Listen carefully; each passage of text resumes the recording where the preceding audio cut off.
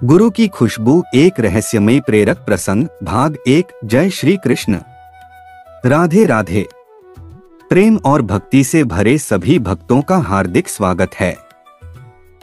आपका स्वागत है सीताराम हिंदी शिक्षाप्रद कहानियां चैनल पर, जहां आपको मिलेंगी रोमांचक, भक्ति से ओतप्रोत, आध्यात्मिक और प्रेरणादायक कहानियां।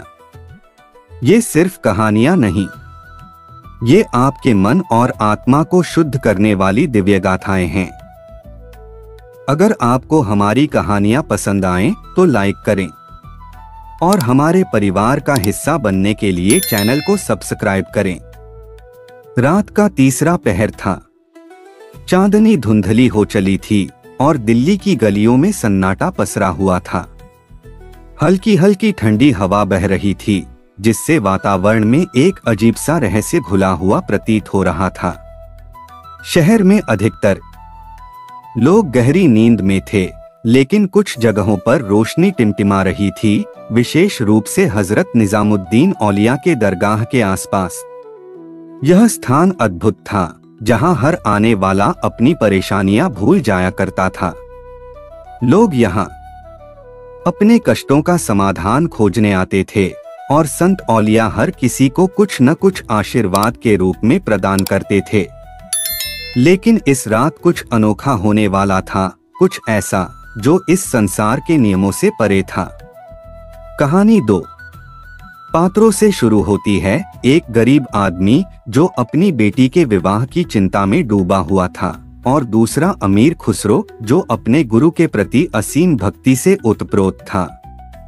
लेकिन नेति ने इन दोनों की राहें इस तरह मोड़ी कि उनकी मुलाकात एक ऐसी घटना से हुई जिसने सब कुछ बदल दिया। पहला दृश्य, एक गरीब पिता की व्यथा। दिल्ली की गलियों में एक व्यक्ति तेजी से चल रहा था।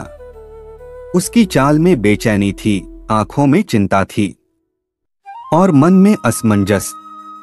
वह एक गरीब आदमी था जिसकी बेटी विवाह योग्य थी, लेकिन उसके पास इतनी संपत्ति नहीं थी कि वह उसका विवाह अच्छे घर में कर सके। समाज की रीति नीति और दहेज प्रथा ने उसे अंदर तक झकझोर दिया था।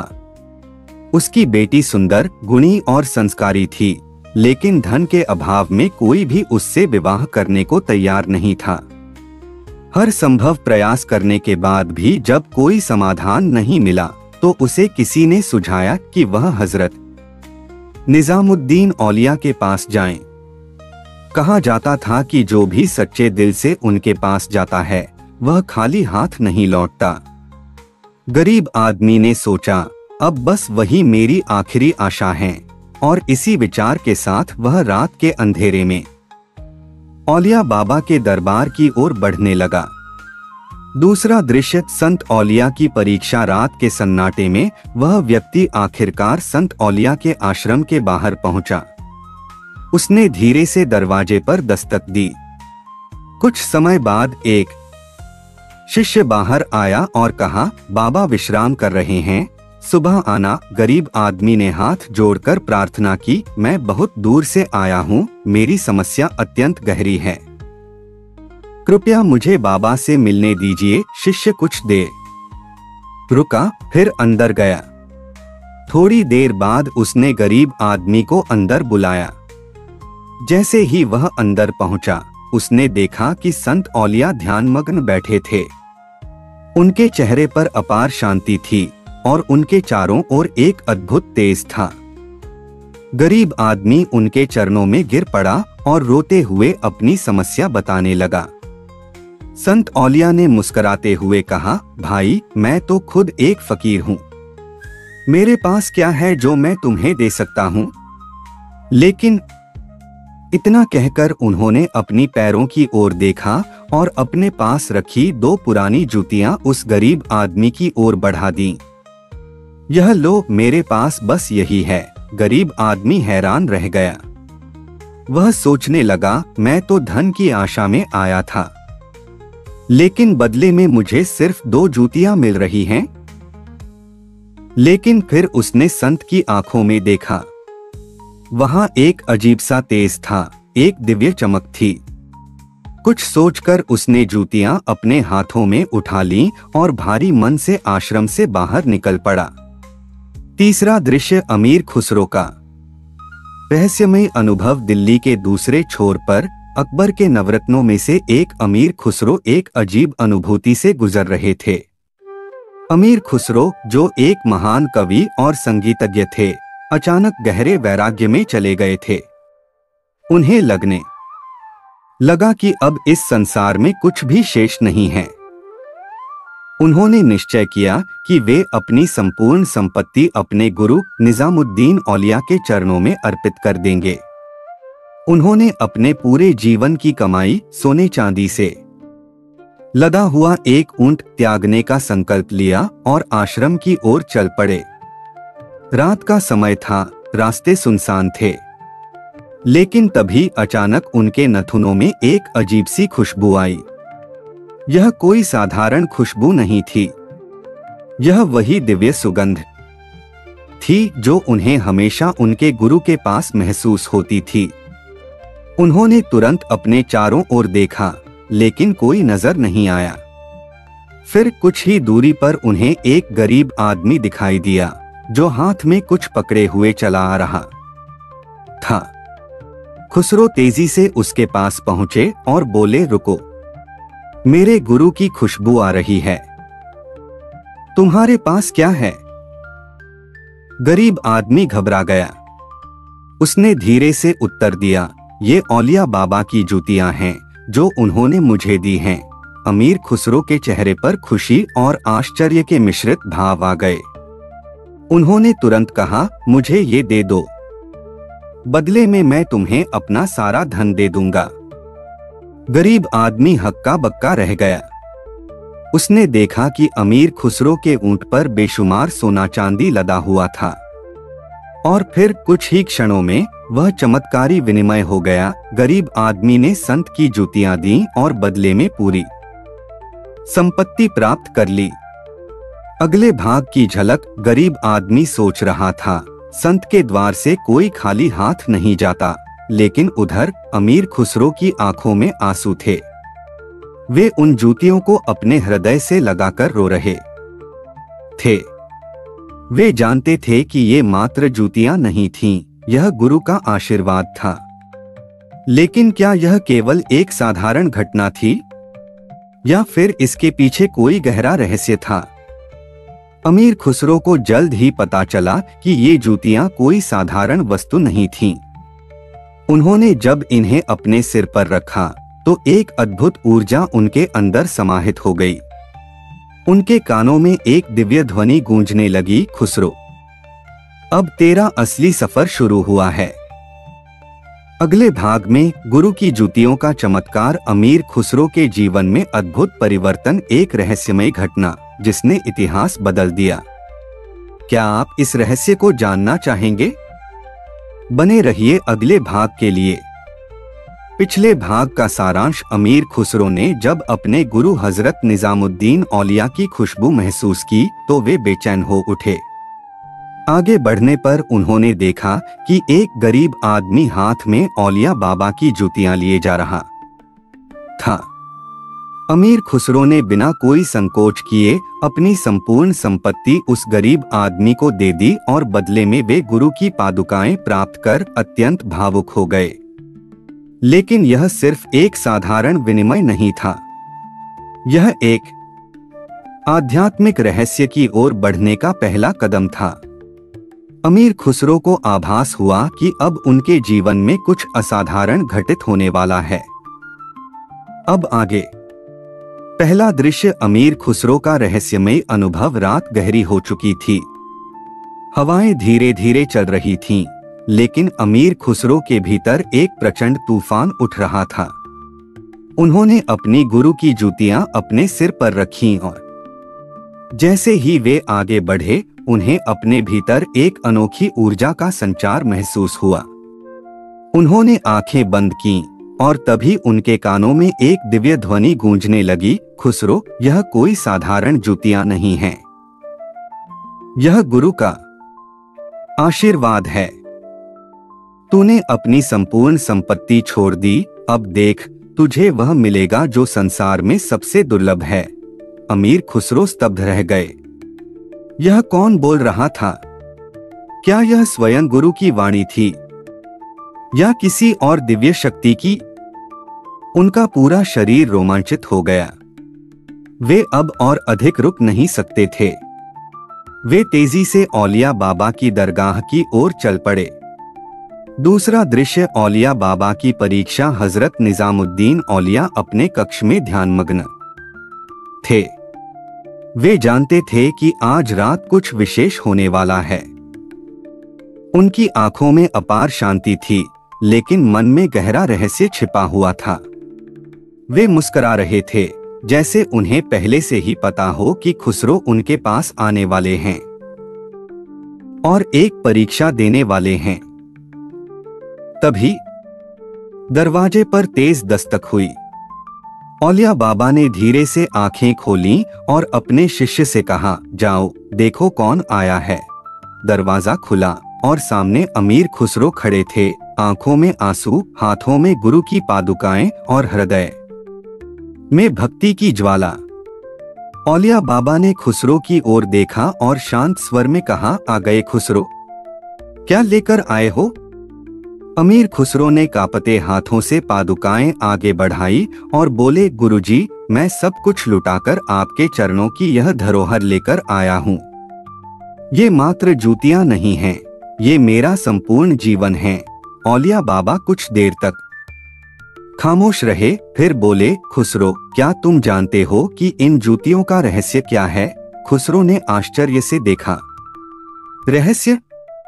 क्या इन जूतियों में कोई विशेष शक्ति थी?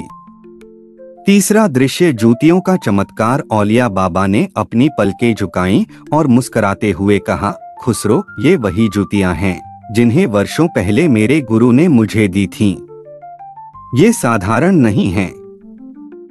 इनमें एक अद्भुत आध्यात्मिक ऊर्जा है। जिसने भी इन्हें अपनाया उसके जीवन में चमत्कारी परिवर्तन हुआ। अमीर खुसरो हैरान रह गए। तो क्या यह एक दिव्य वस्तु थी?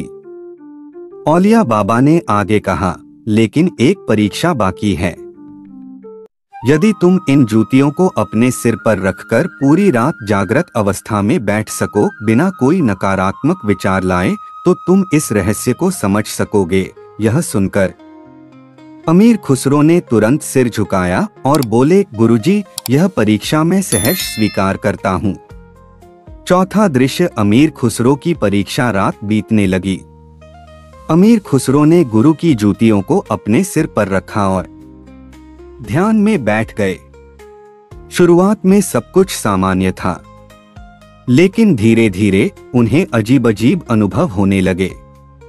उन्होंने देखा कि एक अदृश्य प्रकाश उनके चारों ओर मंडरा रहा है। उन्हें अपने गुरु की आवाज सुनाई देने लगी, जो कोई गूढ़ रहस्य बता रहे थे। अचानक उन्हें ऐसा महसूस हुआ कि वे किसी और संसार में प्रवेश कर रहे हैं। उनकी आंखें बंद थीं, लेकिन फिर भी वे देख सकते थे। वे एक रेगिस्तान में खड़े थे। दूर दूर तक सिर्फ रेत थी, लेकिन तभी हवा के झोंके से रेत हटने लगी और एक विशाल मंदिर प्रकट हुआ। खुसरो स्तब्ध रह गए। यह मंदिर कौन सा था? वे जैसे ही आगे बढ़े, उनके कानों में आवाज आई, खुसरो, यह तेरी आत्मा का मंदिर है। जब तक तू अपने अंदर के मोह और सांसारिक इच्छाओं को खत्म नहीं करेगा, तब तक तेरा असली ज्ञान अधूरा रहेगा। खुसरो घबरा गए। यह सब क्या हो रहा था? लेकिन तभी उन्होंने अपने गुरु को देखा। वह मंदिर के अंदर खड़े थे और मुस्कुरा रहे थे। औलिया बाबा ने कहा, खुसरो, अब समय आ गया है कि तुम अपनी सबसे बड़ी परीक्षा दो। यदि तुम सच्चे शिष्य हो तो इस दरवाजे को डोट पार करके दिखाओ। लेकिन याद रखना, इसमें प्रवेश करते ही तुम्हारे मन के सभी भ्रम खत्म हो जाएंगे और तुम्हें सत्य का आभास होगा। खुसरो ने बिना एक पल गवाए कदम आगे बढ़ाया और जैसे ही उन्होंने मंदिर के अंदर प्रवेश किया, एक तेज प्रकाश उनके चारों ओर फैल गया। अगले भाग की झलक, अमीर खुसरो मंदिर के अंदर प्रवेश कर चुके थे, लेकिन यह कोई साधारण स्थान नहीं था। यह एक दिव्य लोक था जहां आत्मा के रहस्यों का खुलासा होने वाला था। क्या अमीर खुसरो इस परीक्षा को पास कर पाएंगे? क्या वे गुरु के रहस्य को समझ पाएंगे? और सबसे महत्वपूर्ण, क्या वे संसार से पूरी तरह विरक्त हो जाएंगे? अगले भाग में खुसरो का आध्यात्मिक सफर, मंदिर का रहस्य, गुरु की अंतिम सीख। क्या आप इस रहस्य को जानना चाहेंगे? बने रहिए हमारे साथ। पिछले भाग का सारांश, अमीर खुसरो ने गुरु निजामुद्दीन औलिया की पादुकाएं प्राप्त करने के लिए अपनी पूरी संपत्ति त्याग दी। औलिया बाबा ने उन्हें एक कठिन परीक्षा दी, पूरी रात जागृत अवस्था में ध्यान करना और किसी भी नकारात्मक विचार को आने से रोकना। ध्यान के दौरान खुसरो ने एक रहस्यमयी मंदिर देखा, जिसे उन्होंने आत्मा का मंदिर कहा। इस मंदिर के अंदर प्रवेश करने पर उन्हें एक तेज प्रकाश ने घेर लिया। अब वे सत्य के और करीब आ चुके थे। लेकिन क्या यह उनके आध्यात्मिक सफर का अंत था या किसी नए रहस्य की शुरुआत? अब आगे। पहला दृश्य, आत्मा का मंदिर और रहस्यमय दरवाजा। खुसरो उस दिव्य मंदिर में प्रवेश कर चुके थे। मंदिर के अंदर चारों ओर अद्भुत ज्योति फैली हुई थी। वहां कोई मूर्तियां नहीं थीं, कोई दीवारें नहीं थीं, बस एक विशाल प्रकाश पुंज था जो आकाश तक फैला हुआ था। और ठीक सामने था एक रहस्यमय दरवाजा। इस दरवाजे के ऊपर एक शिलालेख लिखा था, जो सत्य का सामना करने के लिए तैयार है वही इस द्वार को पार कर सकता है। खुसरो ने गहरी सांस ली और दरवाजे की ओर बढ़े। लेकिन जैसे ही उन्होंने हाथ बढ़ाया, एक गूंजती हुई आवाज आई, रुको खुसरो, यह दरवाजा हर किसी के लिए नहीं खुलता। पहले अपनी परीक्षा पूरी करो। खुसरो ने पीछे मुड़कर देखा। उनके गुरु हजरत निजामुद्दीन औलिया वहां खड़े थे, लेकिन अब उनका रूप बदला हुआ था। उनकी आंखों में अनंत ज्ञान झलक रहा था और उनके चारों ओर एक दिव्य आभा थी।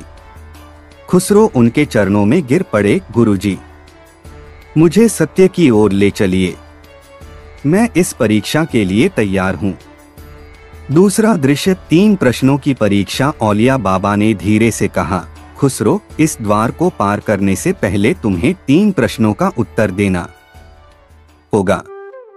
अगर तुम असफल हुए तो यह दरवाजा हमेशा के लिए बंद हो जाएगा। खुसरो ने सिर झुका लिया। पूछिए गुरुजी। प्रश्न 1, सबसे मूल्यवान चीज क्या है? खुसरो ने बिना सोचे कहा, गुरु की भक्ति। औलिया बाबा मुस्कुराए, सही कहा, लेकिन यह केवल पहला चरण है।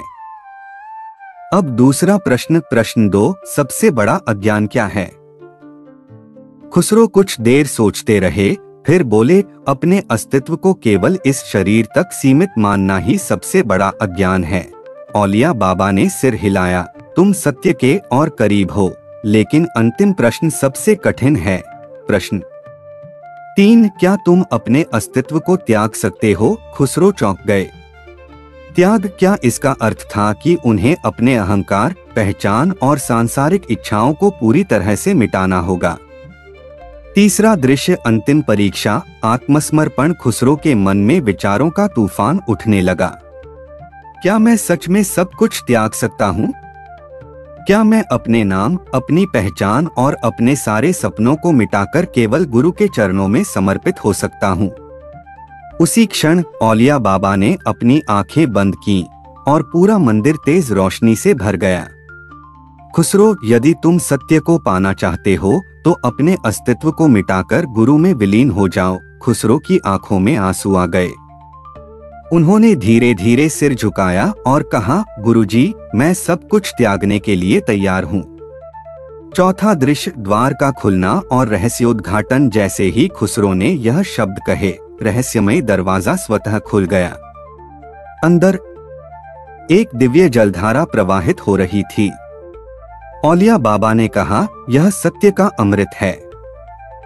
इसे ग्रहण करो और तुम संसार की सभी मोहमाया से मुक्त हो जाओगे। खुसरो ने जल की एक बूंद पी और उसी क्षण उनका अहंकार समाप्त हो गया। उनकी सभी सांसारिक इच्छाएं जलकर राख हो गईं। उनके भीतर केवल गुरु और ईश्वर के प्रति निर्विवाद प्रेम बचा। उन्होंने आंखें खोलीं और अब वे वही खुसरो नहीं थे। वे अब केवल गुरु के चरणों के सेवक थे। अमीर खुसरो अब सत्य को पा चुके थे। उन्होंने अपनी संपूर्ण पहचान गुरु के चरणों में समर्पित कर दी। जब वे वापस धरती पर लौटे तो वे अब केवल एक शिष्य नहीं थे, वे अब अमर थे। खुसरो निजाम के रंग में रंग गया। अब न कोई मेरा नाम रहेगा, न कोई पहचान, बस गुरु की खुशबू मेरे साथ रहेगी। अगला भाग। क्या आप जानना चाहते हैं कि गुरु निजामुद्दीन औलिया ने खुसरो को क्या अंतिम उपदेश दिया? क्या हुआ जब खुसरो ने अपना पहला भजन गाया? क्या वे अब केवल एक भक्त थे या कुछ और भी बन गए? अगले भाग में गुरु का अंतिम आशीर्वाद, अमीर खुसरो का अमर संगीत, दुनिया को गुरु भक्ति का सबसे बड़ा संदेश। क्या आप इस रहस्य को जानना चाहेंगे? बने रहिए हमारे साथ। पिछले भाग का सारांश। अमीर खुसरो ने 3 प्रश्नों की कठिन परीक्षा उत्तीर्ण की और अपने अस्तित्व को पूरी तरह गुरु के चरणों में समर्पित कर दिया। रहस्यमय द्वार खुला और उन्होंने सत्य का अमृत ग्रहण किया। अब वे सिर्फ एक शिष्य नहीं बल्कि एक आत्मज्ञानी संत बन चुके थे। लेकिन यह उनकी यात्रा का अंत नहीं था। गुरु निजामुद्दीन औलिया का अंतिम आशीर्वाद और खुसरो की अमर भक्ति का रहस्य अभी बाकी था। अब आगे। पहला दृश्य, अंतिम शिक्षा और रहस्यमयी भविष्यवाणी। खुसरो अब पूर्ण रूप से बदल चुके थे। उनकी आंखों में भक्ति का तेज, चेहरे पर निर्मलता और मन में केवल गुरु की सेवा का भाव था।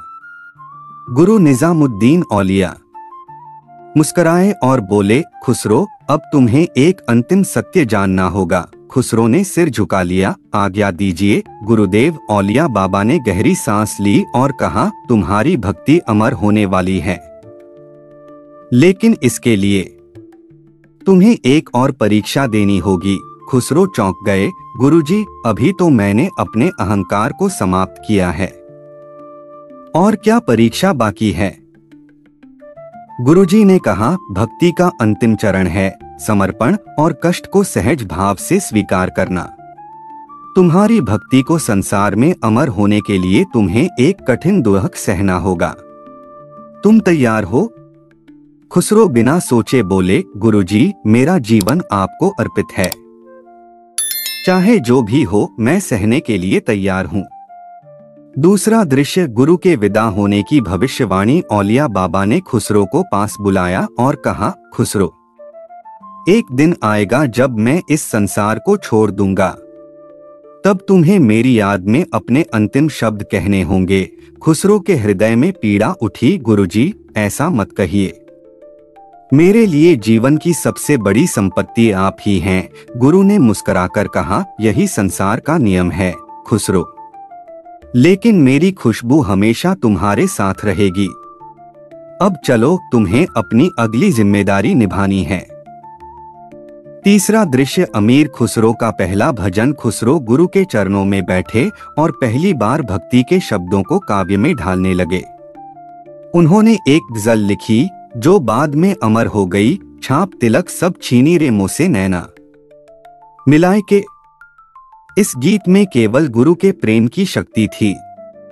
जब औलिया बाबा ने इसे सुना तो उनकी आंखें भीग गईं। खुसरो, तुम्हारा नाम अमर होने वाला है। संसार तुम्हें मेरी भक्ति के कारण पहचानेगा। चौथा दृश्य, गुरु का महाप्रयाण और अंतिम शब्द। कुछ वर्षों बाद वह क्षण आ गया जिसकी औलिया बाबा ने भविष्यवाणी की थी। गुरु निजामुद्दीन औलिया समाधि में लीन हो गए। जब यह समाचार खुसरो को मिला तो वे दौड़ते हुए गुरु की दरगाह पर पहुंचे, लेकिन दरवाजे पर पहरा था। खुसरो, तुम्हें अंदर जाने की अनुमति नहीं है। खुसरो कुछ नहीं बोले। उन्होंने जमीन पर बैठकर कहा, अगर गुरु नहीं रहे तो मेरे लिए यह संसार भी अर्थहीन है। उन्होंने आंसुओं में डूबकर अपना अंतिम भजन लिखा। गोरी सोवे सेज पर, मुख पर डाले केस, चल खुसरो घर आपने, संध्या भई चहु देस। और फिर खुसरो ने धीरे से आंखें मूंद लीं। 3 दिन बाद उन्होंने भी इस संसार को छोड़ दिया।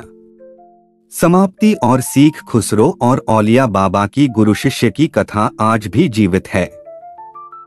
गुरु का प्रेम कभी समाप्त नहीं होता। भक्ति केवल शब्दों से नहीं, आत्मा से होती है। और सबसे महत्वपूर्ण, गुरु की खुशबू हमेशा हमारे साथ रहती है। जय गुरु। आपकी राय हमारे लिए अनमोल है, इसलिए हमें कमेंट में जरूर बताएं। अगर कहानी पसंद आई हो तो जय श्री राम लिखें। अगर आप कुछ नया सुनना चाहते हैं तो राधे श्याम लिखें और अपनी पसंद बताएं। आपकी पसंद ही हमारी प्रेरणा है। अगर हमारी कहानियां आपके मन को छू जाएं, तो ऐसी और भी अद्भुत कहानियों के लिए हमारे चैनल को सब्सक्राइब करें और बेल आइकन दबाएं, ताकि हर नई कहानी की सूचना सबसे पहले आपको मिले। तो मिलते हैं अगली कहानी में, एक नए रहस्य के साथ, एक नई सीख के साथ और एक नए रोमांच के साथ। जय श्री राम, जय श्री कृष्ण।